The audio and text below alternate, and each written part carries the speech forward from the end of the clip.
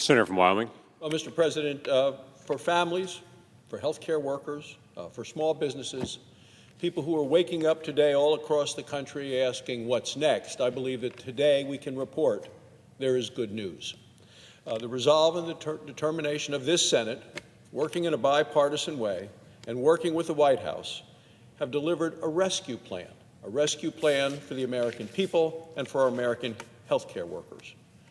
Today, we are going to pass new authorities, new resources, and new programs to deal with two crises that we as a nation are facing. One is the medical crisis, the coronavirus, and the other is the economic crisis that is a direct result of the medical crisis that we are facing. The Senate is providing an overwhelming and a massive health care and economic response package. We're doing both, and we have to do both at the same time. It's a rescue operation. The resources that our health care providers need and the resources that our economy needs. The health care resources are going to be surging for communities all around the country. Every one of the 50 states is affected. Over $100 billion for our hospitals and for the heroes who are taking care of coronavirus patients. And Mr. President, as you know, I'm a physician, practiced medicine for a long time in Wyoming. People go into medicine so that they can do a number of things.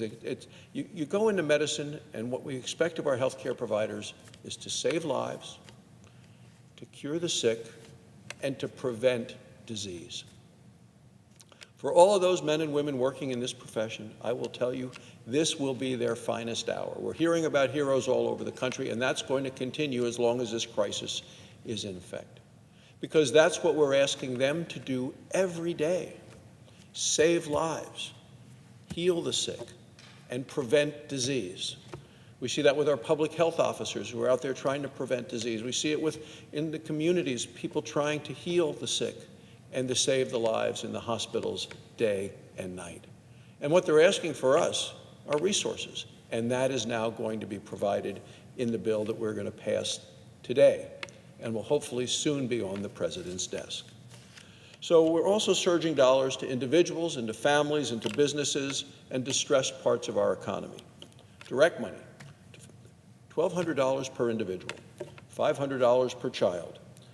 You take a look at that, and $350 billion in bridge loans and grants to small and medium-sized businesses. Unemployment insurance to make workers, we're talking about people who were working and ready to go to work the next day, but weren't able to because of the medical crisis affecting us. So workers who weren't able to work right now, to make sure that they are made whole. Now, we have held the line against so many of the ideological issues that Democrats, and specifically the Speaker of the House, tried to put into this legislation. We made it clear lives are at stake. Those are debates for another day. The crisis is upon us, and the rescue work needs to be done. I believe time was wasted. We should have passed this last Sunday. Time was wasted, and it's time that was wasted that the American people don't have and didn't have. But today we are working on this action plan. Pass the Senate bill today to stabilize American jobs, to surge health care resources to the front lines. The House cannot delay. Mr. President, the House needs to get this passed today and sent to the President of the United States for his signature today. America should not wake up tomorrow and have to watch and wait and worry to see if the House was going to pass this bill. The House needs to act today. The American people need that reassurance today. But families, young people, everyone, they have committed to slowing the spread for the remainder of the 15-day window, about a week more to go. People are doing it all around the country.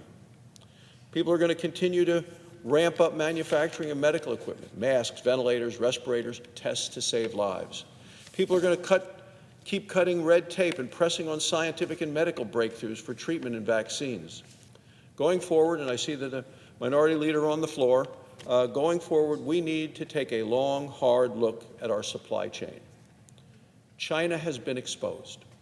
we cannot allow ourselves ever again to be in any way dependent on China for medicines, for materials, or for minerals.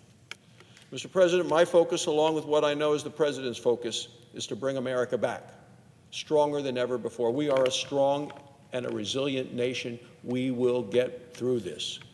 Our country's health care infrastructure and our economic resolve is today being tested. We will defeat the virus, and we will be back stronger than ever. Thank you, Mr. President, and I yield the floor.